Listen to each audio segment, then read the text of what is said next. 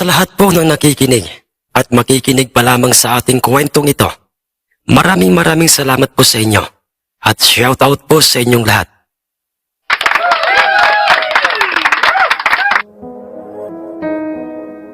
Magandang araw po sa inyong lahat.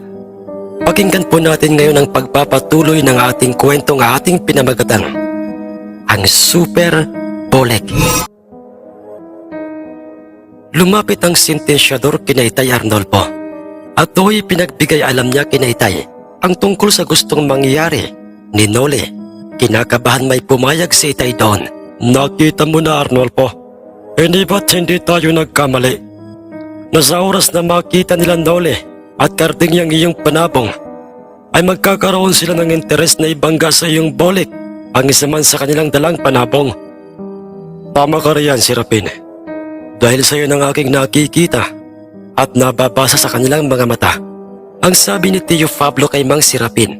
Tahimik lamang noon na nakatingin sa paligid ng sabungan ang tatlo pa sa aming mga tiyuhin na sina Tio Simeon, Tio Rafael at si Tio Ronaldo. Ilang sandali pa'y may biglang lumapit sa kanilang kinaroroonan na isang sabongero, at hindi lamang sabongero kundi ito isang mahusay at kilalang magtatari, si Mang Saulo, at iyon ay labis na ikinagulat nila Itay Arnolfo. Kuwan, Arnolfo. Ako nga pala si Saulo. Marahil ay kilala nyo na ako at malamang ay nahuhulaan nyo na kung bakit ako lumapit sa inyo. Walang pagdadalawang isip naman na ipinagtapat ng magtatari kina Itay Arnolfo ang rason kung bakit siya lumapit sa kanila. Ang totoo ay masyado akong namangha o namamangha nang makita ko yung inyong Bolek. Yung inyong Bolek na panabong, at alam kong hindi lamang ako, kundi lalo na ang mga dayuhang mga sabongerong yun. Kaya naman ay kung inyong mamarapatin, ay nakahanda ang aking serbisyo bilang isang magtatari. Na ako na ang inyong kuning magtatari. Kahit walang bayad, payag ako roon. At ipinapangako ko sa inyong gagampanan ko ng maayos ang aking obligasyon. Ang seryoso pa taas noong pagkakasabi ni Mang Saulo kina Itay. Yan naman ang hindi namin papayagan, Saulo. Ha? Anong ibig mong sabihin? Saulo, sa oras na palaring manalo ang aming Bolek sa bakbakang mangyayari ngayon, ay bibigyan ka namin ng kaukulang upa bilang isang magtatari. Ang sabi ni Tio Pablo sa kanya. Kung ganoon, kayo ang bahala. Basta't ako, seryoso ako sa mga sinabi ko sa inyo kanina. Nakahanda akong magkarga ng tari sa inyong Bolek kahit walang upa. Ang sagot pang muli ni Mang Saulo, ilang sandali pa'y sumenyas na ang sentensyador kina Itay na pumasok na sila sa loob ng sabungan. Kung kaya't magkasama sina Itay Arnolfo at ang magtataring si Mang Saulo na pumasok sa loob ng sabungan. Dala ang Bolek na panabong ni Itay. Kilala mo ba ang kasama niyang magtatari? Ang tanong ni Mang Noli sa kanyang katabing sentensyador ng sabungan habang nakatuon ang kanilang paningin kina Itay Arnolfong papasok na sa loob ng sabungan. Opo, boss. Boss Noli, siya si Saulo, ang kilalang mahusay na magtatari dito sa aming bayan. Ganoon ba? Ano sa tingin mo, kaibigang Karding? May magagawa kaya ang kanyang pagiging mahusay na magtatari sa ating mga panabong para makatiyak tayong wala siyang may bubuga, kaibigang Noli? Ay kinakailangan ng ako na ang magkakarga ng tari dyan sa iyong alimbuyogin. At nang nasa harapan na nga nila sila Itay Arnolfo, ay doy. Alam mo bang sa lahat ng mga sabongerong naririto na merong mga dalang mga panabong, ay ikaw lang ang may panabong na sa tingin ko'y mayroong ibubuga sa bakbakan, yung dala mong Bolek? Sumagot naman kay Mang Noli si Itay at sinabi nitong, ganoon po ba? Pero papaano mo nasisiguro yung mga sinasabi mo?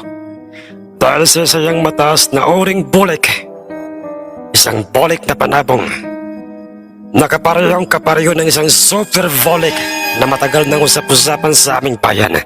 Sumagot bigla sa kanilang usapan itong si Mang Karding. At sinabi nitong, totoo ang mga narinig mong mga sinabi nitong aking kaibigan, Ginoo. Maswerte kami dahil hindi man tumalo sa sabungang ito ang aming inaasahang sina Don Mariano. at ang kanyang anak na isang magtataring si Feliciano. Nakita naman namin ang isang sabongerong katulad mo na merong iniingat ang supervolic at maalamat na panabong. Na noon pa naming pinakaasam-asam na makaengkwentro ng aming mga panabong. Pero paano kung nagkakamali lamang kayo? Paano kung isa lamang itong ordinaryong panabong? At hindi ito ang inaasahan yung supervolic? Ganoon ba, Ginoo? Pues malalaman natin yan ngayon. Kaya ano pang ating ginagawa? Huwag na nating sayangin pang oras at pagkakataon. Patariyan na natin ang ating mga panabong. Pagkatapos na sabihin yon ni Mang Noli Kaytay, ay kinargahan na nga kaagad ni Mang Saulo ng pulidong taring kanyang inusalan. Ang kaliwang paanan ng Noy, kalmadong bolik, samantalang hinimas muna at pinisil ni Mang Karding ang kanyang mutyang batong nakuha sa mismong loob ng kawayan na nasa kanyang malalim na bulsa. Bago niya, ikinarga ang kanyang dalang matulis at matalas na tari sa paanan ng Noy alimbuyuging panabong. Kalmado ang panig ng mga dayuhang mga sabongero, samantalang si Itay ay aminadong ramdam niya ang panginginig ng kanyang katawan. Ngunit taliwas yun sa kanyang mga bayaw o sa aming mga tiyuhin at kay Mang Sirapin, dahil halata sa mga itsura ng mga ito ang exciting sa bakbakan ng dalawang mga panabong. Oh, huwag kang kabahan, kaibigan. Ipinatag mo lang ang loob mo at magtiwala ka sa iyong panabong. Ang mahinang wika ni Mang Saulo Kaytay na parabang nahuhulaan ito ang mga nararamdaman ni Itay Arnolfo ng mga pagkakataong yon. Maraming salamat, Saulo. Ang tugon ni Itay sa kanya, ilang sandali pa'y pasigaw na nagsalita sa kanilang dalawa. Itong si Mang Noli. Oh, ayos na ba yung inyong panabong? Kung okay na yan, ay pwede na nating pagharapin ang mga ito. Tumangutango si Itay sa dalawang magkaibigang sina Mang Noli at Mang Karding. Kompleto na ang mga perang pusta at nagkakagulo na dahil sa kasabikan ng mga mamumusta at mga sabongero. Ano sa tingin mo, Pablo? Sa inyong magkakapatid, ano kaya ang inaasahan natin magaganap ngayon? O ang mga hakbang na gagawin ng supervolic ng inyong bayaw? Ang seryosong tanong ni Mang Sirapin kina Tio Pablo at ang sumagot sa kanya itong si Tio Ronaldo. Alam mo, Sirapin, hindi naman sa pagmamayabang. Ramdam ko na ngayon ang tagumpay ng ating panabong dahil sa iyo ang sinasabi sa akin ng aking isip. Hindi lamang yun, Ronaldo at Sirapin. Pagmasdan niyo si Bayaw Arnolfo. Kakaiba ang kanyang ikinikilos ngayon. Parang hindi siya ang nasa loob ng sabungan. Parang may nagbago sa kanyang inaasal. Ang mayroong pagtatakang sabi ni Tio Pablo, kinareho ng magkaharap na nasa loob ng sabungang si Itay Arnolfo at Mang Noli ang kanilang mga panabong. Parehong gumanti ng mga pagtuka ang mga ito, kung kaya't ay magkasabay na nga nila itong ibinabat binitawan. Pinakikiramdaman lamang ng dalawang mga panabong ang bawat isa na parang walang niisa man sa kanilang dalawa ang gustong maunang umatake. Marahan at buong ingat na humakbang papalapit sa aming bolik ang alimbuyuging panabong. Matalas ang kanyang pakiramdam sa kanyang kaharap na panabong, samantalang ang bolik ni Itay ay nakatayo lamang ito. Hindi gumagalaw, ngunit hindi nito inaalis ang kanyang paningin sa alimbuyuging anumang oras ay babanat na ng mga pagpalo sa kanya nang biglang tumalon ng napakabilis ng alimbuyuging panabong papalapit sa bolik ni Itay. Tatlong mga pagpalo ang kanyang ibinigay sa bolik, ngunit lahat ng iyon ay sablay. Dahil mabilis na nakailag sa kanya ang bolik ni Itay, nasa may parteng kanang sulok na ng sabungan ang bolik ni Itay. Doon siya dinala ng kanyang mga pakpak. Nang iniiwasan nito ang mga pag-ataking yun ng alimbuyugin, nagtaka ang lahat ng mga tao sa paligid ng sabungan nang kanilang makita ang mabilis na mga pagkilos ng bolik ni Itay, lalo na ang mga dayuhang mga sabongerong may mga mutya. Nakita mo ba yon, kaibigang Karding? Napakabilis kumilos at umilag ng bolik. Oo, kaibigang Noli, at parang magiging diyado ang ating alimbuyugin dahil ngayon pa lang ako nakakita ng ganyang kabilis kung umilag na isang panabong. Nananatiling nakatayo't hindi pa rin gumagalaw ang bolik ni Itay. Wala ring mapapansin sa kanyang meron itong binabalak na pag-atake sa alimbuyugin na parang nag-aabang lamang ito sa mga susunod na mga pag-atake ng alimbuyuging panabong.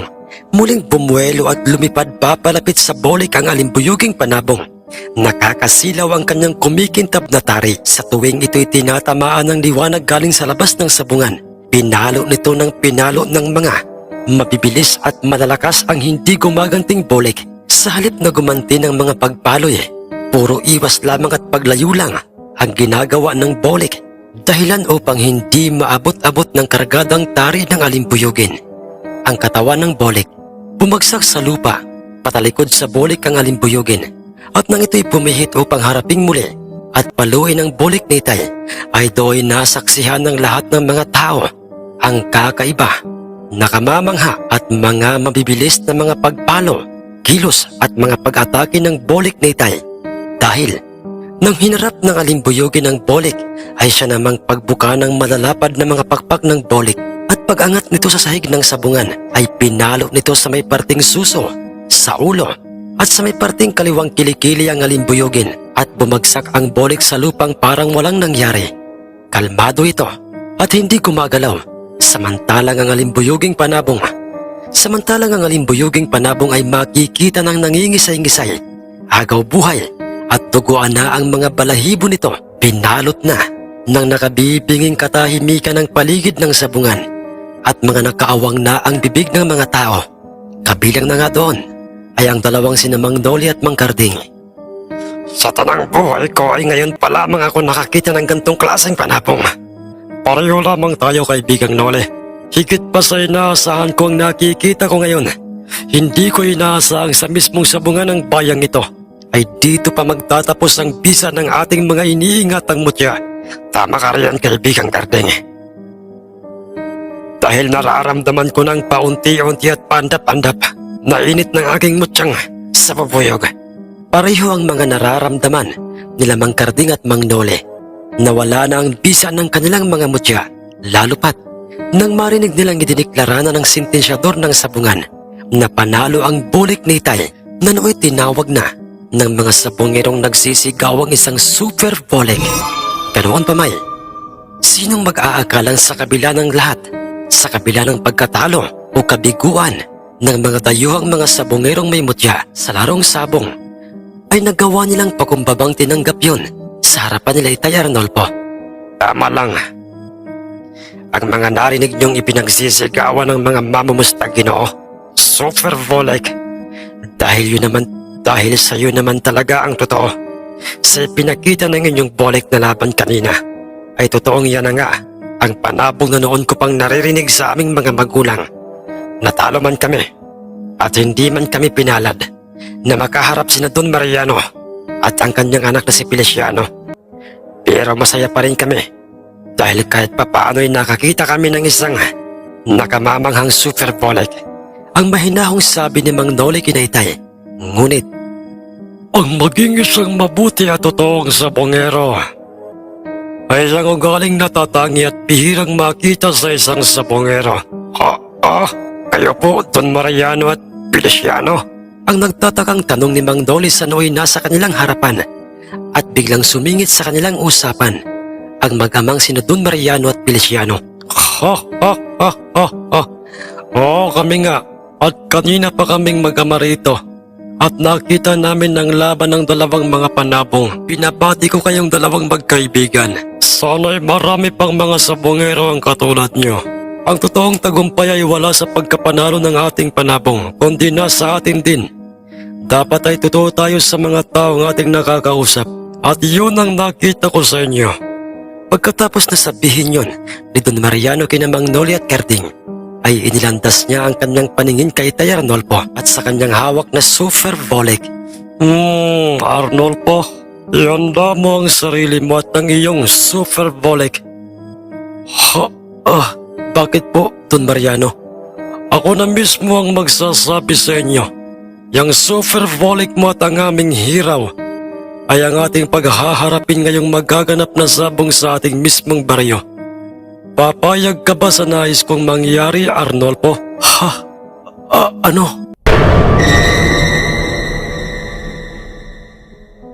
Muli po mga mahal naming kaibigan, maraming salamat po sa inyong pagtangkilik at pakikinig sa karugtong ng ating kwentong ito. Abangan niyo po ang huling bahagi at nalalapit na pagtatapos ng kwentong Super Bolik. Ngunit bago po natin tapusin ang bidyong ito, ay nais ko lamang pong i-shoutout ang mga taong sumusunod. Shoutout po kay Boss Lena Raelpas, kay Boss Baldayot, kay Boss Rodilio Ledesma, kay Boss Bro Rex TV, kay Boss Mayok Dargantes at sa Dargantes Family, kay Boss Alan Tampos ng Fairview, Quezon City, kay Boss Julie Rovion Palyan, kay Boss Victor Ticala, kay Boss Nelson Enfleo, at sa lahat ng makikinig pa lamang ngayon, maraming salamat po sa inyo at shoutout po sa inyong lahat.